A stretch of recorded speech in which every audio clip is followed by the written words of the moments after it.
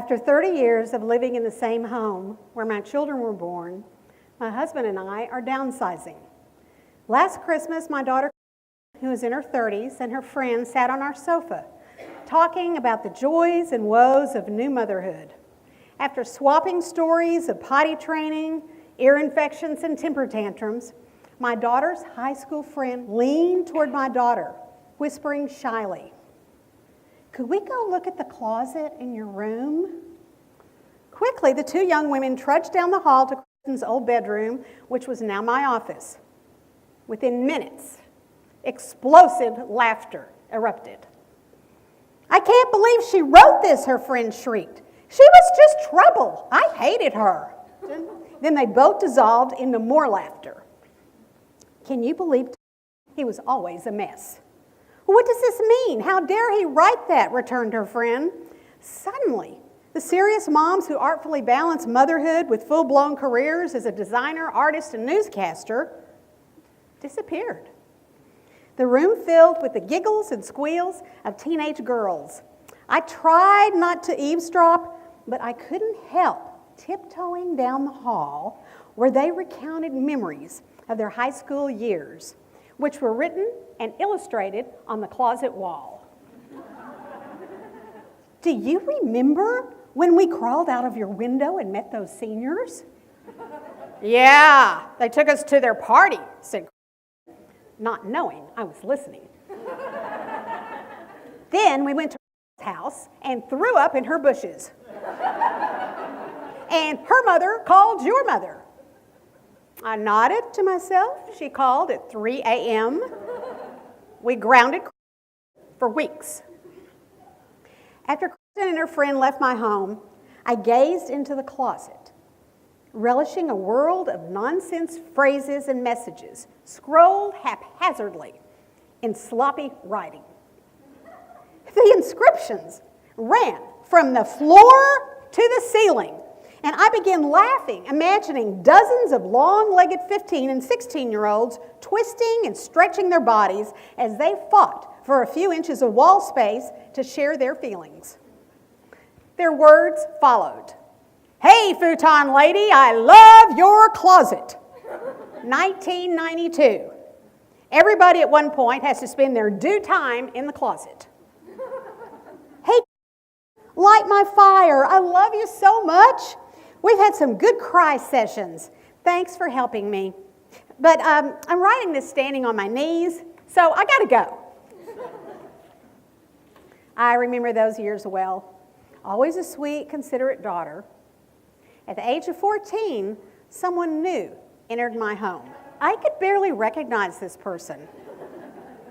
Dressed entirely in black, her clothes were chosen from vintage shops or Goodwill stores. She smoked up to 2 packs of cigarettes a day and had stormy, angry spells where she locked herself in her room and refused to speak to her family. When my daughter pushed me away, my heart wrenched with pain.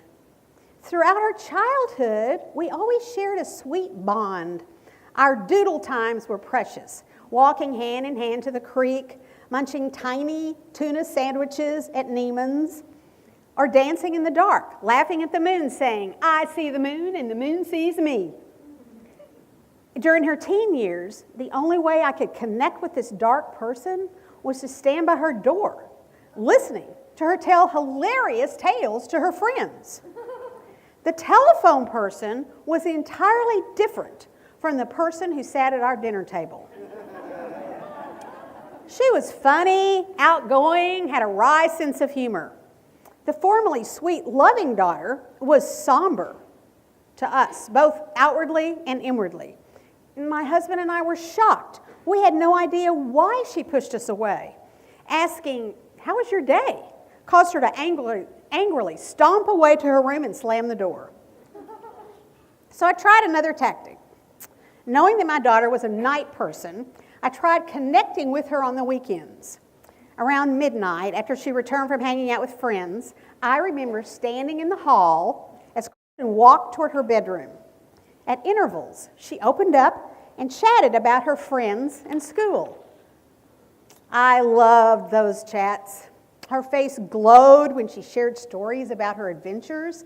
It filled my heart to realize that hanging out with my child was pure fun. She was quiet and reserved. I was not. However, she taught me the beauty of holding back and being still. During her teen years, I missed my daughter mothering me. As a preschooler and beyond, she was sensitive and caring. She immediately changed her baby brother's diapers and carried him piggyback to bed. She was a great listener, and she made me feel safe. Adjusting to the new distant daughter was difficult. I felt like I was losing part of myself. So I began to go to bed later and later, hoping to capture the positive snatches from her life. Unfortunately, my night crawling had to end. There was a second child, age 7, who also needed my attention. He was an early riser, and I realized I could not be both the loving and patient mother of a teenager, as well as the energized mom of an elementary-aged child. Years later, as I gazed at the closet walls, teenage world appeared. The X-rated graphics and prose were as complicated and confusing as Kristen's life. At the end of her holiday visit, Kristen asked me, "Why didn't you paint over the closet wall? I can't believe it's still there."